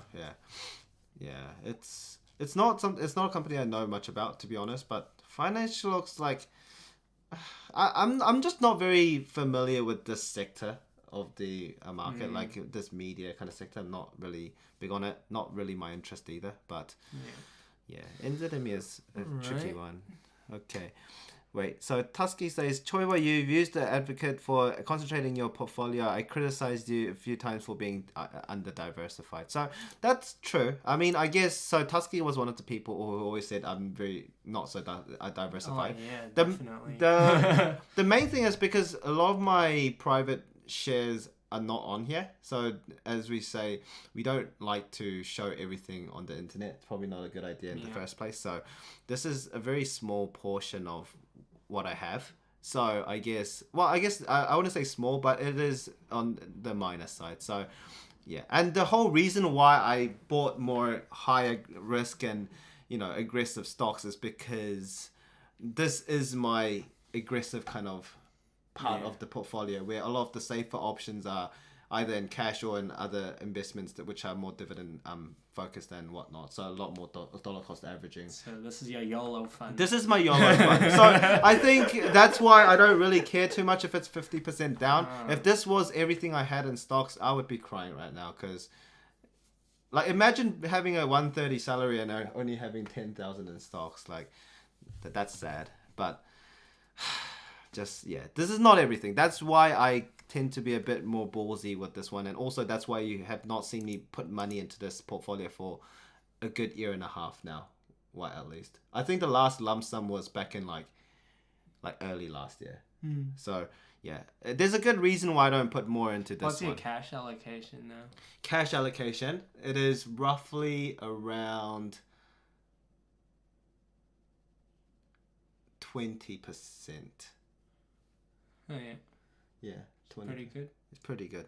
So I'm trying to grow that to like a lot more, because right now I'm also like planning to buy a house, like slowly thinking about it, right? So that's why I've been telling people in my viewers, like, the main reason why I'm not doing too many investments is I also want to improve my cash position. That's also because I'm slowly looking into buying a house, because we are seeing a bit of a decline in the house market. If it kind of goes down even further or kind of consolidates in the next coming year or two, I'm actually willing to buy a place when there's opportunity. Same here. Yeah, and I'm pretty sure you'd be the same. So that's why I actually have been trying to increase my cash position as well. Yeah, so we're in a similar kind of stage in life in that kind of aspect. So that's why you don't see too many activities. But also it's, so for people who already have a house and you have some cash lying around, it's your perfect time to start dollar cost averaging on these. But for us, I guess we got other things in mind, that we have big money to spend in other parts. Not financial advice though. Not financial advice. You can do what you want. Exactly. I mean, the best way to learn is to do it yourself. And you either get burned from it. Though? Is that the best way though? I don't know. Like, if you inherited $1 million, is that the best way to do it, or should you pay for financial advice? If you don't know what you're doing, you should pay for financial advice. Yeah. But I guess. So I don't think to try it yourself is always the best idea. I guess so, but there's a lot of people who at the end. Okay, so people who actually want professional financial advice, they'll actually just go straight to it from the start. Yeah. For people who look on the internet and just research and, spend months to years just doing it themselves, how likely would they just turn to a professional financial advisor? Well, yeah, but it really depends on who it is. But I think for me personally, because I've tried a lot of things, right? I tried Forex, I tried commodities. I think you knew back then. This is when I was 18 years old. I always take it. That's how I started investments, and it was not the best start, but I learned so much from that. I learned so much from crypto. That's what makes me who I am right now, financially speaking. So I guess in that kind of aspect, it's pretty good. But of course, coming from someone who actually studied this kind of space, I guess you'd have a lot more other kind of experiences in that aspect. But you're probably a lot more sensible than I was with investments in general. So that's probably the thing there. All right, so what are people talking about? Choiboy is loaded. I am not loaded, guys. You know how much tax that, you know what, man, I think people don't get it. Tax is very, very high here, guys. Dude, let's say my base is 130k, guys, and I have a 3%. Do you have student loan? No, I paid off my student loan. loan. Yo, that's good, man. That's student loan is so much money, dude, man. Okay, I'm still paying off mine and it hurts. Dude, student loan. So much. Student loan is quite high, and dude, I finished it off 2 months ago, just before I started my new job, because I had like a lump sum of like 800 to make, and I didn't want to just put a what do you call it, the student loan tax code in my ID. So I just paid it off, $800. I paid it off, and I fully finished it, and I just put an M code. Yeah. So that's what I did. But bro, that's so good, eh? it feels so good. How much is that student loan? See, 1,000 a month. Dude, that's so much money. That is so much money. That is expenses. Like, that is like most of my expenses per month just so coming out. Money. It is literally daylight robbery. But, you know, like, even without student loan though, it's like 130, but I only get 90K in my bank. Like, that's a lot of money. Is it? For most people it is. Sure. I guess so. This is where perspective comes into play. I mean, 90,000 is a lot of money for me. Is it? Is it? Yeah, it's quite a lot of money. I don't know. I'm kind of desensitized from value of money. Like I don't know. Like, you need to do something to give you perspective. Yeah, but like I guess like this is why it's hard to sometimes understand people in different stages of your life, right? Because for me, this is the norm. For someone, this could be a dream. And for someone, this could be nothing. Yeah, I'd say for most people, it is a lot of money. Yeah. But, But even like you know, even putting this into play, I don't have that much because a lot of the money has gone into this thing here right now. Yeah. That we're in. It's a nice house. Jack lives in a nice house. Nice bathroom. I had to use it. That was good. It's like the one in the Quarters, the Langham 5-star hotels right here. You know, Jack Choy Place. It is spec'd out. It's fully spec'd out because it's a really nice bathroom. It's like as big as my old bedroom. No. At home, yeah. No. When I live with my parents, it's the same size. It's actually the same size. Is it? Yeah. As like my bedroom at home. Sure.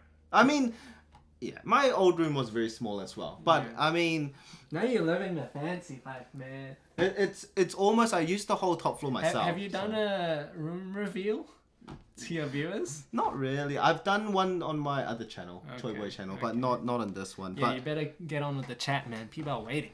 Are they? But yeah. Okay, so what I was saying. Leanne's like, you earn 130K but still not invite us to Korean barbecue. I don't know why I need to pay. This guy's a budget guy, man. Whoa, yeah, exactly. I'm literally a budget guy, you know, like. He has a budget. I literally have a budget, guys. Do you see me have allocated any money towards like retaining customers? Well, it's kind of hard to say you guys are customers, but viewers, let's say. But yeah. Maybe someday, guys. You know, maybe someday we'll do a meetup. Maybe not. I'm not sure. But as I say, if I do go to a new city, if I have enough people to like, you know, meet up, then sure, I might do that. But if there's not enough people, then I guess I don't see much of a reason to. But we'll see how it goes, though, right? I'm not a celebrity or anything. Just a small YouTuber that's inside his room talk about random stuff and personal finance. Wait. He can't afford anything of barbecue, Leanne. He invested in Plexure. Yeah, true. You see? Imagine being 80% down on the stock, guys. Like, feels bad, bro. And also my biggest allocation here is BlackBerry. Wow. Did you almost put in 10 grand into Plexure? Yeah. I bought into... Wait, there's even a warning from Sharesies that BlackBerry is a volatile investment. That was from the Wall Street Bets days. And they never put it down. It's not, Wall Street Bets is kind of not the thing nowadays, right? It's very quiet nowadays, but in the main media at least. But it's been there since. And what pisses me off is that I still think BlackBerry is still well, like in getting to a better position to do well in the future, but because of the whole Wall Street Bets kind of reputation they kind of raked up last year, it's just not being very nice. But also we're going into a bear market, like it's just not working so well with BlackBerry, but that's fine. I'm actually thinking of dollar cost averaging into BlackBerry, but we'll see how that goes though. Okay, so carrying on with the chats here. So Bradley, when are you gonna buy a new stock for the content? for the pick a stock, I think I'll do it next live stream. So sorry for delaying it a few times, but I will probably do that next week. I'll sell off whatever I have main feed and we'll choose a new stock to see if that's going to do any better. But keep your expectations down because I don't think it's going to be easy finding a stock that will be going up in the next couple of months to a year or two, maybe. Who knows? But do you know what? Mainframe, if I sold this 2 weeks ago, I would have broke even. Yeah. But now it's down. But market came down a lot in 2 weeks. This whole month was just terrible. It was terrible. That's about it. Bradley says Josh should buy a stock and compete with you each month. No. I don't think you'd suit that kind of content, eh? Not really your thing, eh? No. Nah. This guy is too long term for me, guys. I mean, I'd like to say I'm pretty long term, but this guy is like Warren Buffett of New Zealand. This guy doesn't like selling stocks unless it's like really bad. Yeah, hardly sell. You don't sell it unless it's like one of your aggressive plays that just doesn't play out. Like for example, Kogan. Kogan. Yeah, but I've been wanting to sell. Well, at the right price, I will sell Oceania. Yeah. Right. Okay. What else do we have here? Cha-Cha. Do you think NZX 50 is below pre-COVID highs? I think Cha-Cha is saying, did you know? Wait, did you know NZX 50 is below? Yeah. Is it? I actually haven't looked at. Probably. So that's the FNZ. FNZ, yeah. FNZ. Oh, this one might not have existed before. Oh wait, no. No, it did. Because I remember, I was always, I don't know about you, man, but it is lower than the high of pre-COVID. That's true. But I don't know about you, Josh, but I always liked top 20 or top 10 over top 50 for New Zealand. Yeah. Mainly because I think the market in New Zealand is way too small. 50 covers too many small companies, in my opinion. It's a small cap fund now. It's pretty much a small cap fund, I think. So that's why I think back in the days, so if we go to the smart share ones, I think there was a time when I talked about ETFs back in the days, I was more into the, where is it? Yeah, the NZ top 10. I think I even held it at one point, pre-COVID. No, this one's very highly concentrated. It is very highly concentrated. But also this is also below the pre-COVID highs as well. So, I mean, can't do much. But this is, the main thing with these ones is these are the market indexes. These are the passive. Yeah. They follow the market, really. Do you know Kernel? I do know Kernel. Dean, the founder of Kernel, has always rated NZ top 20 based on her research. Yeah, based on his research, like the evidence stacks up that the NZ20 has outperformed actually the 50 for a very long time. Right, yeah, I see. Because of exposure, international exposure. But I think also because they had some characteristics, I don't know, something that made them outperform over the 10 or the 50. So, yeah. Sure. But, yeah, I think, NZ50 was a bit too diversified for me. Okay, I think we need to keep going. There's a lot of comments. Are there? All right. No Rua, no Canasouth, please. Jeez, guys. What are your thoughts on Allbirds? Man, I always said it's very inflated. Like, from the IPO days, Allbirds was just never a go for me.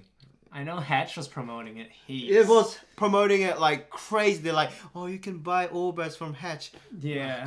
Did they ask you to promote it? No. Did they ask you? Are you even allowed to say these kind of things? Probably no, not. I'm not saying.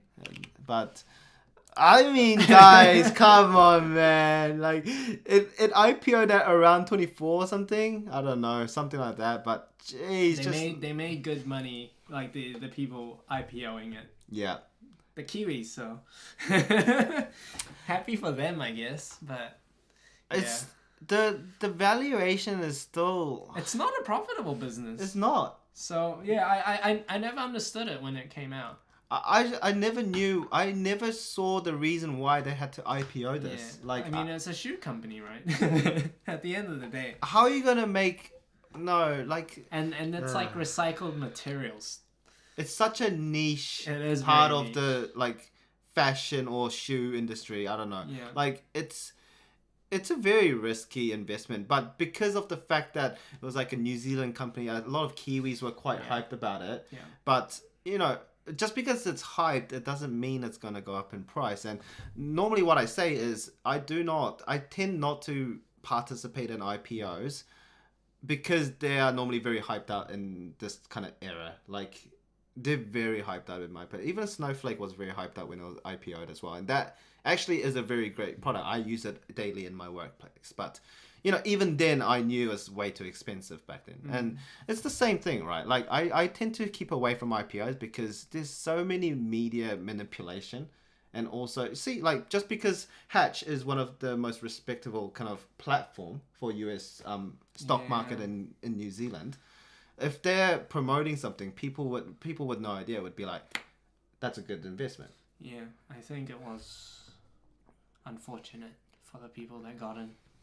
Unfortunate. That is what we all have got to say. But I mean, a couple of people lost a lot of money in Orbits, I think, here as well. But Leanne bought a bit, but you missed out some. Whoa, show aggressive stocks to your viewers.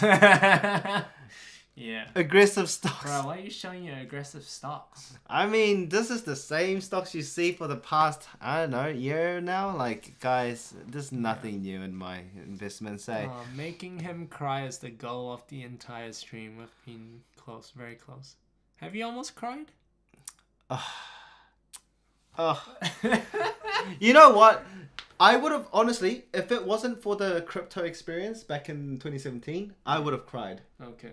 I would be crying right now. But because I've experienced so many bloodbaths, I don't care anymore. Yeah.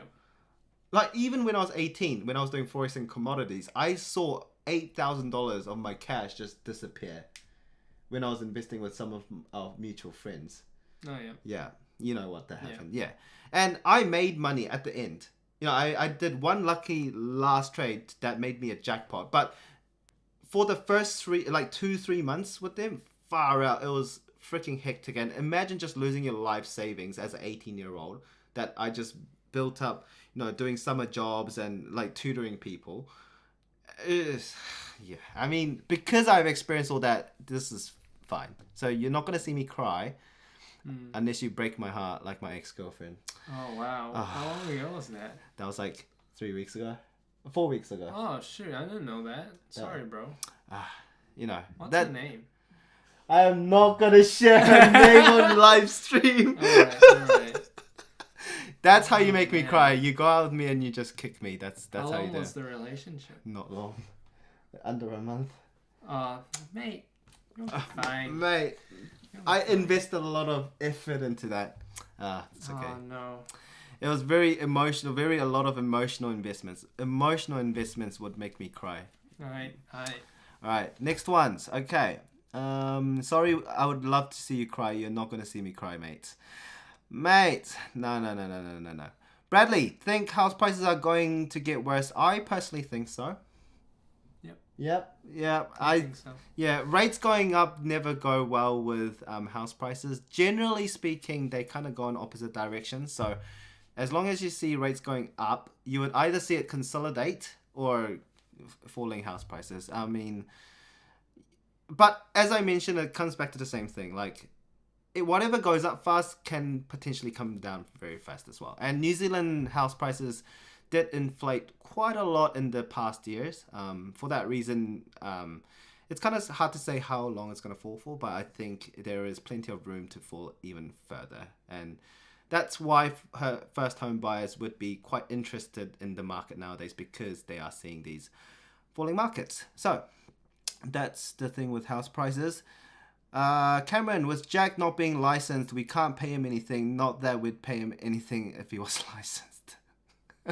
I'm not going to be licensed. Do you ever want to be a financial advisor? I thought about it. Have you? And what? No plans? No, not at the moment. Not at the moment.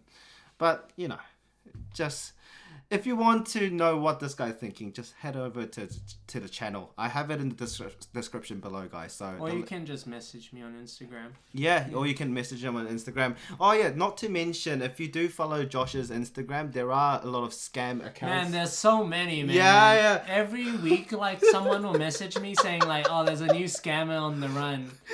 And, like, I always appreciate people, you know, messaging me about it. And I'm like, you know, yeah, thanks, man. Thanks for letting me know. Can you please report? Because what they do is they block me so I can't see their profiles. Oh, so really? only other people can see the profiles. Oh, and they're like, they pop up every time, you know, like a new account. They'll create a new account and they'll try to chat someone up.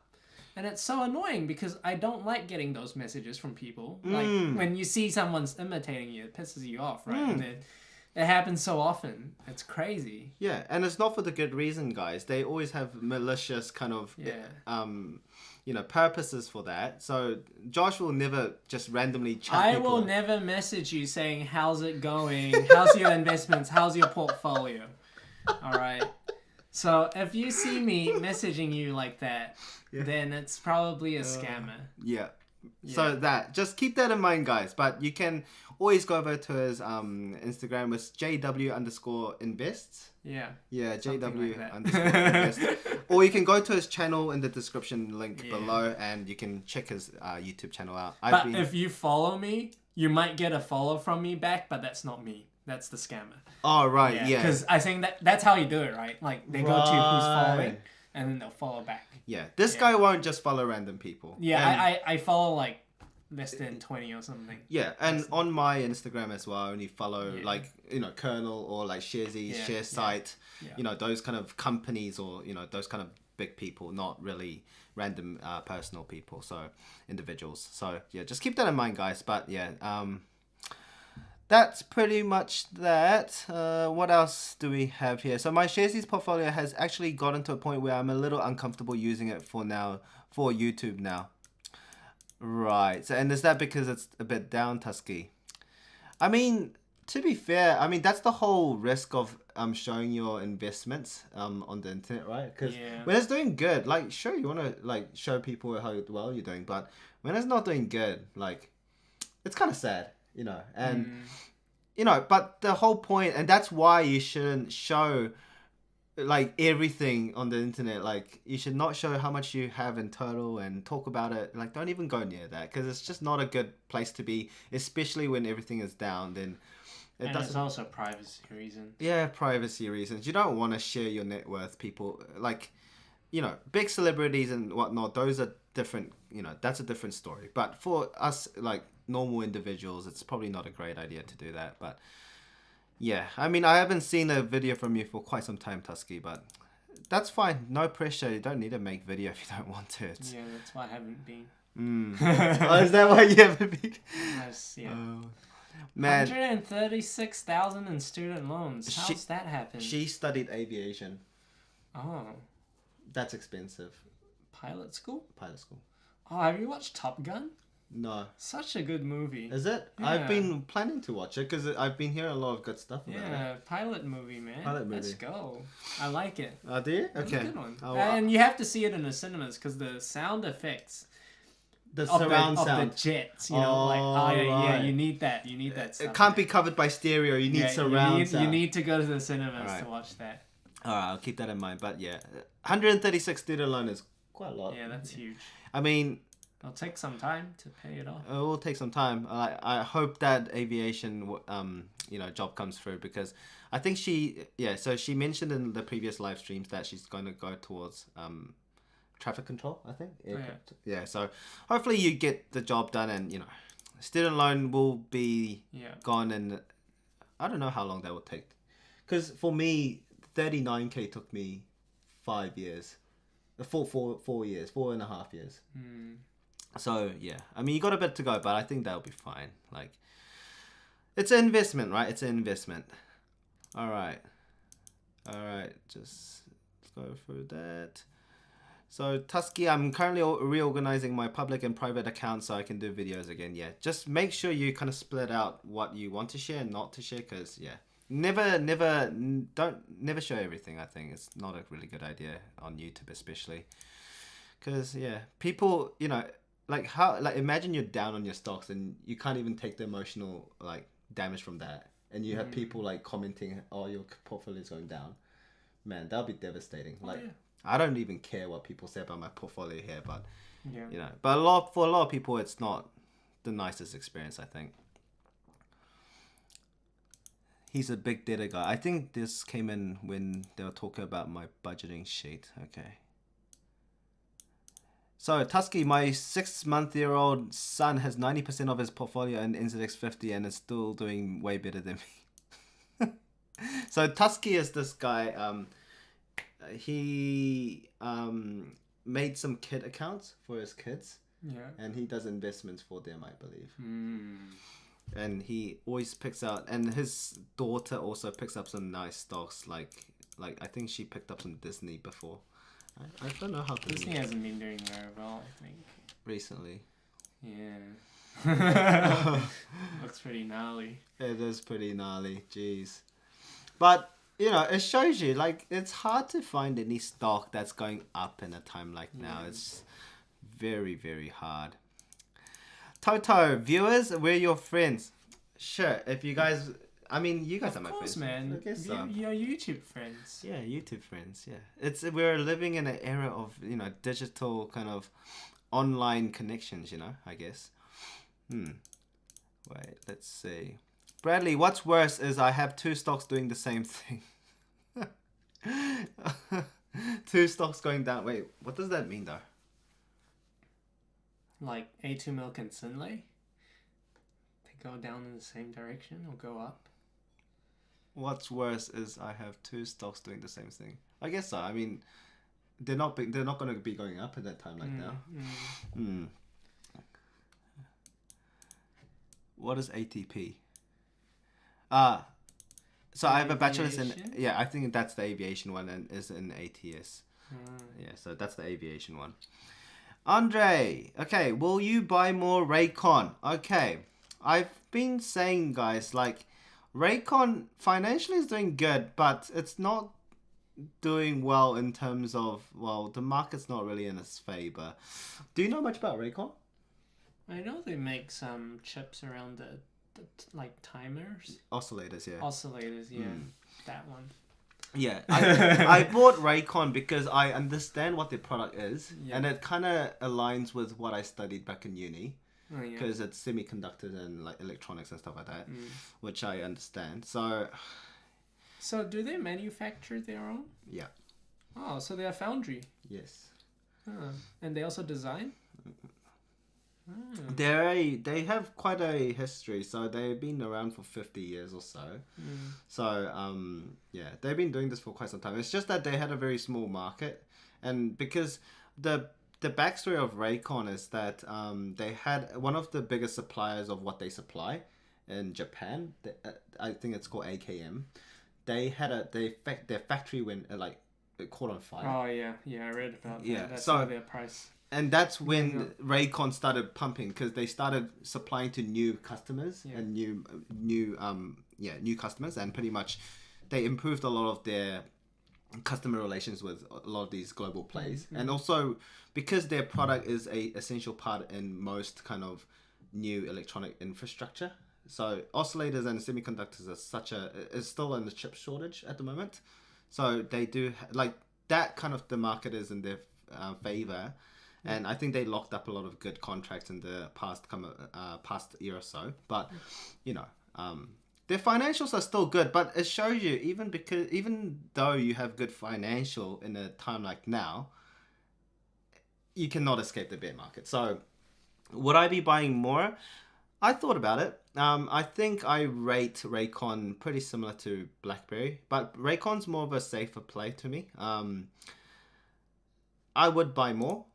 But at the same time, I would expect it to fall a bit further because of the state of the market. And it's not... I wouldn't say Raycon's a growth stock, to be honest. But at the same time, its market cap is not big enough to say it's a safe one either. So, I don't know. It's a very interesting one, but I still believe in Raycon in general. So I would be buying more if I had some spare money left that I'd be comfortable investing stocks into, but yeah, I think Raycon would be like the one I would dollar cost average the most if I were to put in just some cash into this portfolio along with BlackBerry. But Plexure, I still want to see some changes in the business, or else I will be just leaving it as it is. But yeah, Raycon is still a pretty good one for me in general.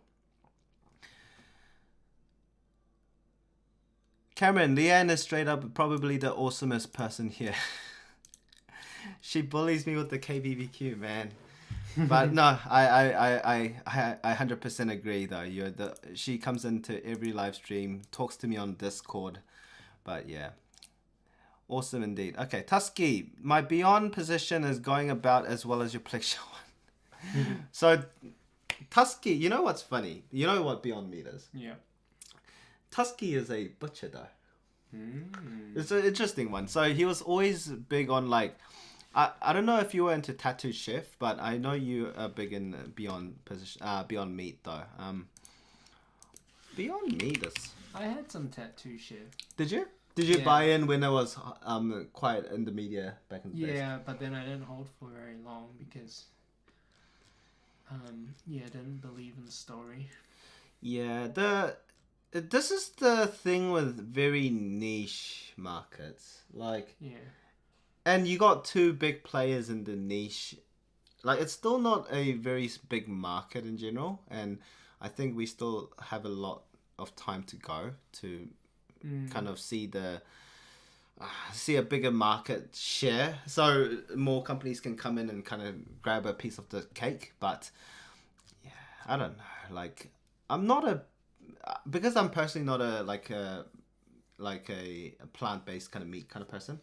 Yeah, like, I love my meat too much to go to Beyond Meat.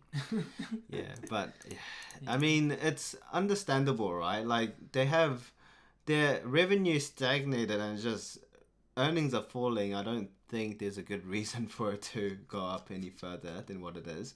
Even though Beyond Meat is not a small, well, it's small in terms of. It was a huge one when it popped off. Yeah, when it popped off, but and now it's just kind of dead.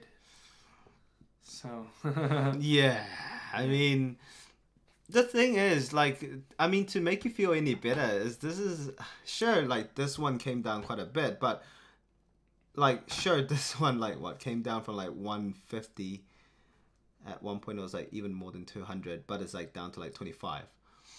But in the this year alone, there was so many declines, and even the best companies we know. So I mean, what can you do? Like, that's the whole risk you hold when you buy high risk investments, is that sure, in a bull market you might be making a heck of a lot, but man, like, when it's a bear market, it's your turn to take the hit, and it's normally not really a great sight, and that's the risk you're taking, and I don't think people realize because they never have experienced the bear market.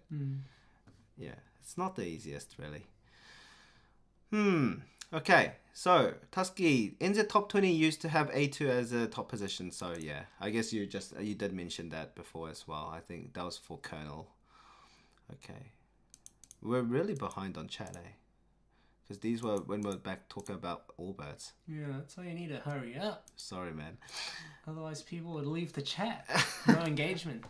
Yeah. Okay, give me a sec. So, Tusky, I bought Coinbase IPO.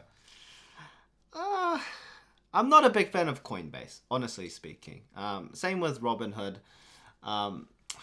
Yeah, I don't really like anything that's tied up with the IRS, to be honest. Yeah, not a pretty sight. I think there was a lot of drama with Coinbase and also Robinhood, as you guys know, before as well. But yeah, I tend to stay away from those. And yeah, in general, I stay away from IPOs. And yeah, did you ever participate in an IPO? I mean, I bought into Oceania pretty early on. Oh, right. Yeah. Yeah, but yeah. I have some. I also had some Coinbase. I still have some Coinbase. Coinbase. Yeah, but I didn't buy it at like 400, but like 200, which isn't any much better now. Oh, is it? No, Yeah. I just. Oh gosh. Yeah, Yeah. I bought in like around like somewhere here, and then Ah, it dropped right. even more. But yeah, Yeah. So I mean, relatively small positions. nah, that's all good. Yeah. Yeah. Yeah, not a big fan of these big exchanges, to be honest, but especially the US ones, like a bit sketchy, to be honest, for my likings. But yeah, show some safe stocks. You're not looking at the right portfolio if you want safe stocks. If you want safer stocks, I'd say go to Josh's channel. If it's in the description below, as I mentioned, because he has a lot more reasonable stocks than this the four I have here at least. Because the whole mentality of how I invest versus how Josh invests on YouTube, at least, it's very different because I show the most the aggressive ones here, where Josh shows a reasonable kind of portfolio. You're pretty well risk averse. You're not risk averse, but the Sharesies one that I post is it's quite sensible, quite low risk. Yeah. Oh, I can't say that actually. Oh, Some really? of them are a bit riskier. Like what? Like Kogan, which I eventually sure. sold out of. Sure. No, but other than that, you're the ones that's been there for quite some time. All the stocks there are like, they make profit. Yeah. Except for maybe like Auckland Airport. Yeah.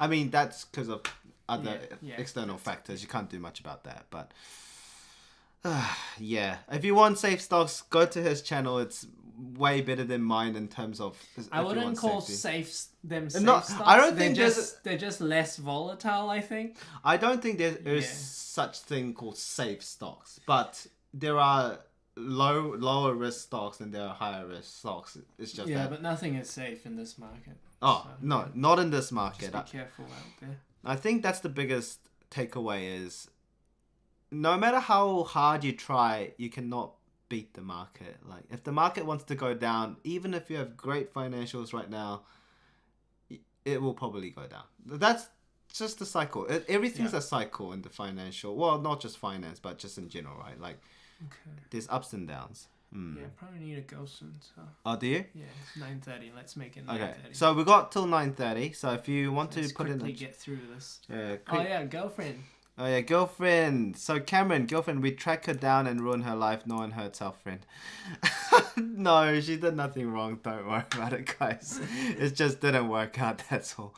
Tusky, crypto is a great teacher for just how bad market volatility can get. That's true. And if you can handle crypto, stock market is not too much of a big deal, to be honest. But I mean, to be fair, like the recent stock market, dips were not the nicest. Honestly speaking, it's probably the worst I've seen while I've been investing in the past 8 years or so. But yeah, yeah, crypto does make it a lot easier. If you can get through crypto, you can get through anything. To be honest. Cameron, so you mean we didn't have an intimate relationship over Instagram a few weeks ago? What? I do. Oh, so I think he's talking about the scammers. Yes. Nah, it wasn't me, bro. Sorry, Cameron. Sorry, bro. Oh man. now the chat's just gone full berserk. Like Leanne, maybe we need to find till 7 figures of sugar mama.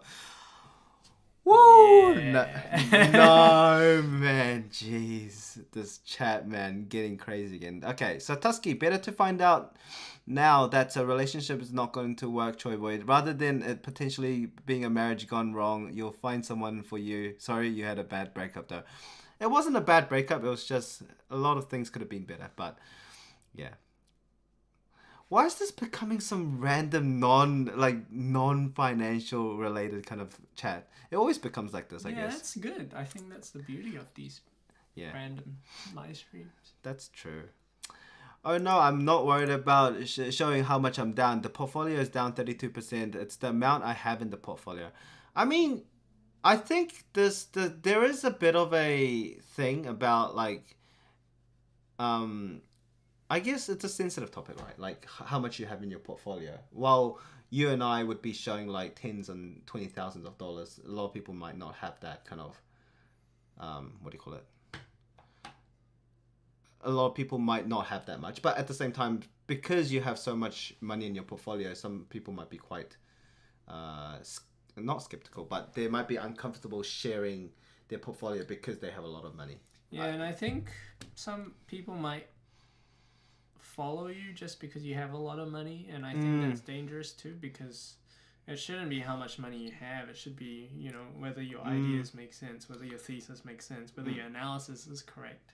Yeah, so that's an adverse effect, I think.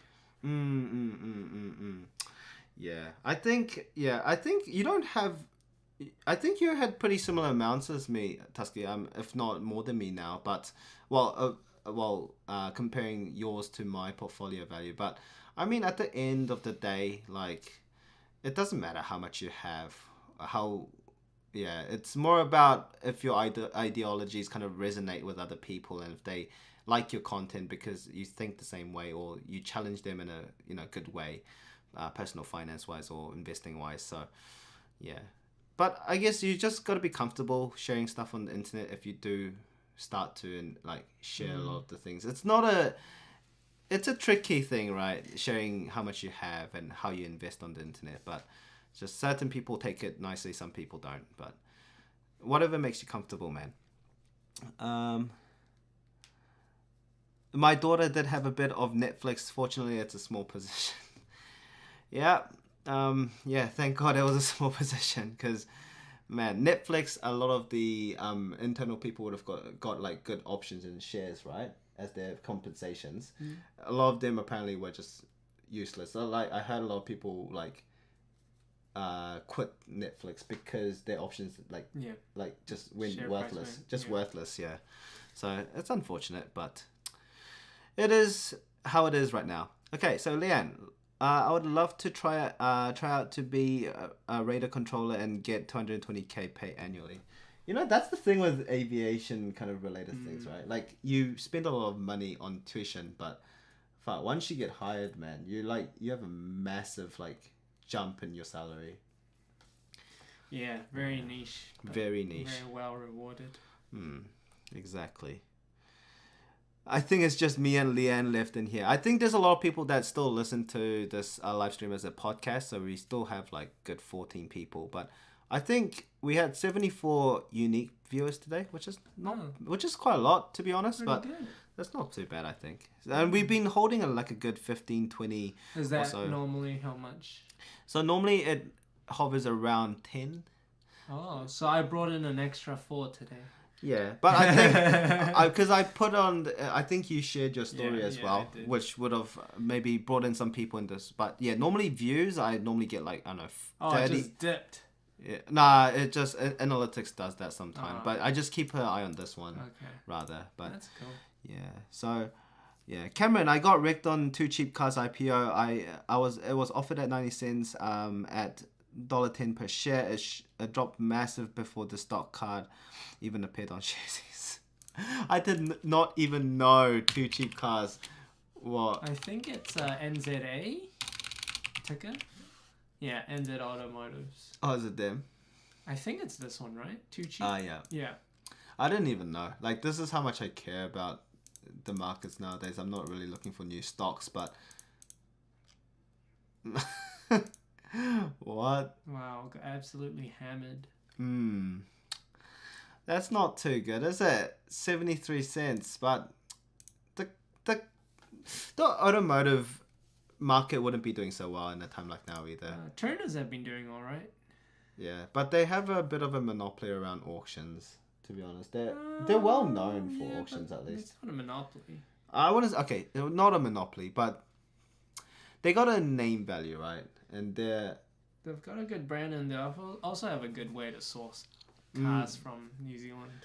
Instead of importing. They got a really nice pipeline there for them, I guess. All right. So, Leanne, of course I'll be here. Just flew back home yesterday after being away for 2 months. Oh yeah, hope you got back home safe. I think you told me on Discord as well. Be hard to get him a sugar mama on that wage. That's true. It's more you like need someone earning at least triple that, quadruple that. Probably $500,000? Probably $500,000. Yeah, you need $500,000. Why are we talking about sugar mama? It's more likely I'd be a sugar daddy than me getting a sugar mama at this point. Maybe. I think we're at a good time to finish it off. Alright. Josh is... I need to head home now. Need to head home. He needs to go see his wife. I need to make my travels back to my place. So yeah, thanks everyone for coming in today. If you liked today's video, just give it a like. Put a comment down below, or just visit Joshua's channel and put some comments down on his channel, or talk to him on Instagram if you want to have a chat with him. Because just make sure it's the right one. Yeah, just make sure it is JW_invests. You know, none of that, you know, double underscore and all that kind of stuff. Just go to his channel, and the links would probably in his channel as well. Yeah. So just do that. And reach out to him if you have any questions around today's live stream, or if you want to know anything more about his contents and stuff. So yeah. Some random ass chat. So okay, I'm gonna finish it off here, but thank you everyone for coming. I will catch you in the next ones. All right, see you guys. Signing off. All right, later. Peace guys out. Thank you. Peace out.